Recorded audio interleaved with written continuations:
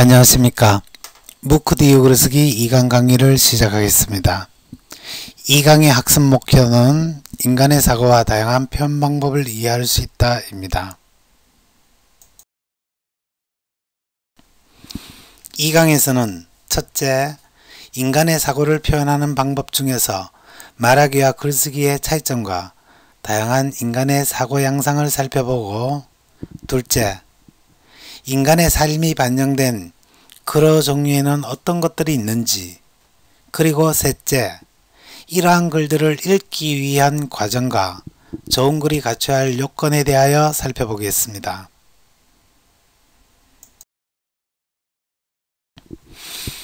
인간들은 자신의 삶의 세계를 언어를 통해서 사고하고, 이러한 생각과 느낌, 즉 사고를 언어를 통해서 표현하여 다른 사람과 소통하면서 새로운 삶을 만들어 나갑니다. 그렇다면 먼저 언어 표현의 유형인 말하기와 글쓰기의 특성에는 어떤 것들이 있는지 살펴보겠습니다. 언어는 말하기의 음성과 글쓰기의 문자라는 형식에 인간의 생각이나 느낌인 사고라는 내용이 담겨 있습니다. 음성으로 표현되는 말하기는 강세, 어조, 쉼, 성조 등의 언어 형식이나 화청자의 담화 상황에 따라 내용이 달라지기도 합니다.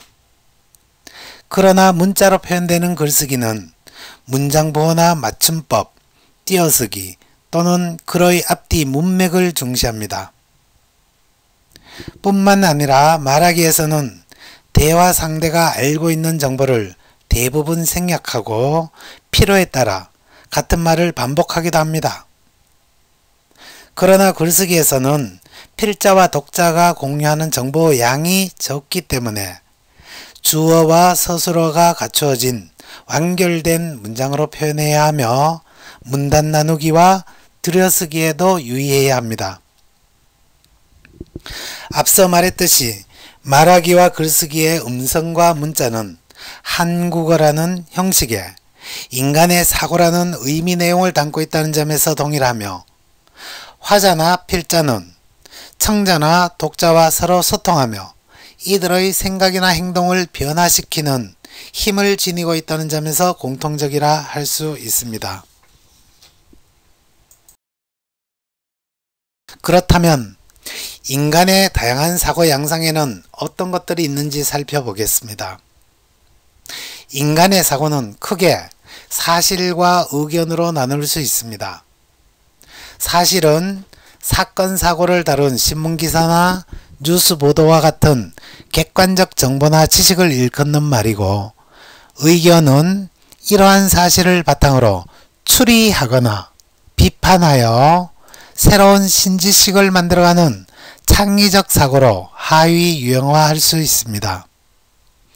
글 읽기의 추론적 사고에서는 글의 구체적 정보나 상황, 자료의 연관성, 글 쓴 의도나 전제 등을 추론할 수 있고, 비판적 사고에서는 내용 전개의 논리성, 통일성과 일관성, 논증의 오류나 근거의 타당성 등을 준거에 따라 평가할 수 있으며, 창의적 사고에서는 사실적 사고, 추론적 사고, 비판적 사고를 종합하여 나의 삶에 새로운 신지식을 만들어 나갈 수도 있습니다.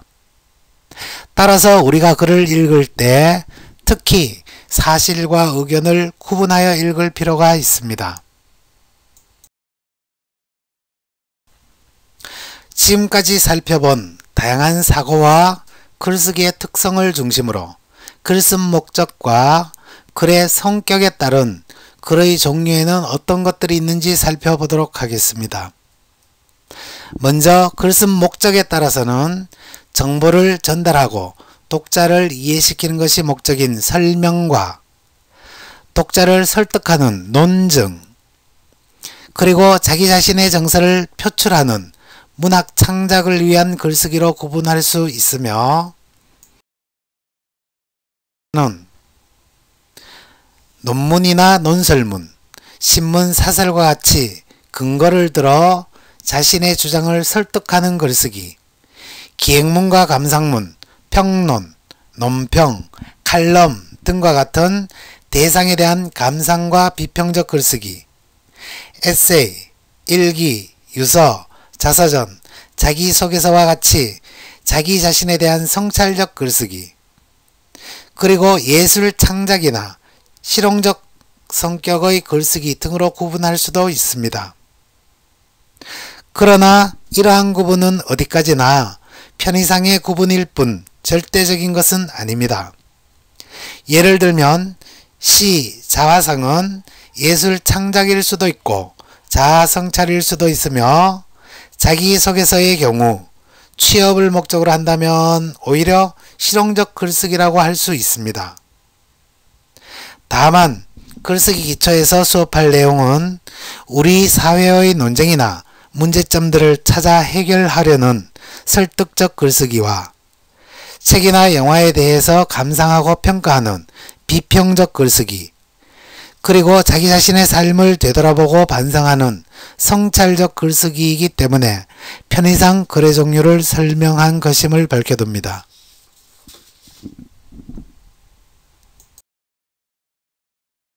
글쓰기의 과정을 설명하기에 앞서 다른 사람이 쓴 글을 많이 읽고 참고할 필요가 있습니다. 읽기의 과정도 글쓰기와 같이 일정한 단계적 과정이 있습니다. 읽기의 과정은 한글이라는 형식으로 된 문자 읽기인 판독, 한글 형식에 담긴 내용을 이해하고 해석하는 이해, 이들의 내용을 논리적으로 추론하고 비판하는 비판적 수용, 그리고 수용한 내용을 독자의 현재적 의미에서 재구성하여 실천했을 때 읽기가 완료된다고 할 수 있습니다. 심청전의 경우 예를 들면 심청전의 문자 읽기가 판독이며, 이 글의 내용과 주제가 아버지인 신봉사의 눈을 뜨게 하기 위하여 공양미 300석에 몸을 판 심청의 효도라고 했을 때 이해하고, 과연 심청이가 한 행동이 효도인가를 따져보고 효도가 아니라면 왜 아닌지 근거를 들어 비판하고 수용하여야 합니다. 만약 심청의 행동이 효도가 아니라면 맹인인 아버지를 위해 지금 내가 해야 할 일이 무엇인지 재구성하여 실천했을 때 심청전 읽기가 완료되었다고 할 수 있습니다. 따라서 한 편의 글을 읽고 글의 내용을 이해하고 해석하며 이를 비판적으로 수용하고 재구성하여 신지식으로 실천하지 않는 독자는 지식인은 될 수 있을지언정 지성인은 될 수 없습니다. 마지막으로 좋은 글이란 무엇인가 라는 질문에 답하기 위해서 먼저 라면 이야기를 해봅시다. 여러분들은 투박한 그릇에 담긴 맛있는 라면과 예쁜 그릇에 담긴 맛없는 라면 중에서 어떤 라면을 먹을 겁니까? 네, 물론 투박한 그릇에 담긴 맛있는 라면을 먹겠죠. 그러면 같은 맛있는 라면인데 예쁜 그릇에 담긴 것과 그렇지 못한 것 중에서 어떤 라면을 먹습니까? 같은 값이면 예쁜 그릇에 담긴 라면을 먹겠죠. 여기서 그릇은 형식이고 라면의 맛은 내용입니다. 그렇다면 좋은 글은 어떤 글일까요? 좋은 글도 라면처럼 맛이 좋아야 하고 그릇이 좋아야 합니다. 다시 말하면 좋은 글은 글의 내용이 진실하고 충실하며 읽기가 편하고 쉽게 이해할 수 있는 형식의 글이라고 할 수 있습니다. 글의 내용이 좋다는 것은 독자에 맞는 글의 대상 설정과 글쓴 목적이 잘 드러나야 하며 대상에 대한 글쓴이의 정직하고 진실한 사고가 완결하게 표현된 글이라고 할 수 있습니다. 그러기 위해서는 하나의 주제에 대하여 내용이 충실하고 글의 내용을 성실하게 표현하여 독자가 쉽게 공감할 수 있는 글이라 할 수 있습니다. 그리고 읽기가 편하고 쉽게 이해할 수 있다는 것은 표현의 정확성, 즉 형식이 잘 갖춰져 있다는 것을 의미합니다. 글의 형식이 좋다는 것은 글의 내용을 잘 드러낼 수 있는 제목 달기, 내용에 따른 문단과 문단의 구분, 문단 들여쓰기, 문단과 문단 또는 문장과 문장의 논리적 연결성과 응집성, 띄어쓰기와 맞춤법에 맞는 바른 문장 쓰기와 같은 적절한 어휘 선택과 표현 방법 등 문장 보호까지 정확하게 쓰는 것을 일컫는 말입니다. 방송 8대가 중에 한 사람인 구양수는 좋은 글을 쓰기 위한 3가지 노력으로 많이 읽기인 다독, 많이 쓰기인 다작, 많이 사고하기인 다상형을 제안하고 있습니다.